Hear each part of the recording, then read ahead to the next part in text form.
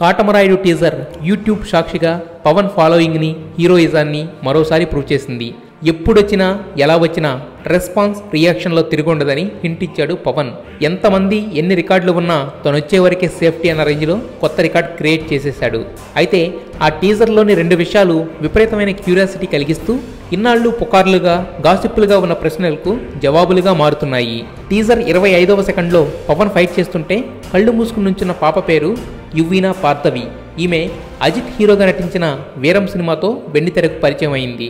అయితే అదే పాప ఇప్పుడు కాటమరాయుడు టీజర్లో కనిపించడంతో పవన్ తమిళ వీరంని కొన్ని మార్పులతో కాటమరాయుడుగా తీసుకొస్తున్నాడు అన్న రూమర్స్ నిజం అని తేలిపోతుంది. ఎందుకంటే మిగతా స్టార్ క్యాస్ట్ లెక్కలు, గెటప్లు వీరంని పోలి ఉండడం, శృతి హాసన్, రామ్ చరణ్ ఇది రీమేక్ అంటూ మాట్లాడడంతో కాటమరాయుడు ఇన్స్పైర్డ్ ఫ్రమ్ వీరం అనే విషయంలో క్లారిటీ వచ్చింది. ఇక టీజర్ 28వ సెకండ్లో ట్రైన్లో నుండి ఒకడు ఎగిరి బయటపడతాడు.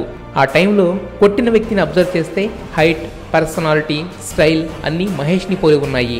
సో జల్సాకి వాయిస్ ఓవర్ అందించిన మహేష్ పవన్ సినిమాలో ఉన్నాడంటూ ప్రూఫ్స్తో సహా వాదిస్తున్నారు చాలామంది. అన్ని డీటెయిల్స్ పూర్తిగా తెలియాలంటే ఉగాది వరకు ఆగాల్సిందే. తెలుగులో స్టార్ యాంకర్స్ అనగానే సుమ, అనసూయ అంటూ ఆ లిస్ట్ అలా పెరిగిపోతుంది.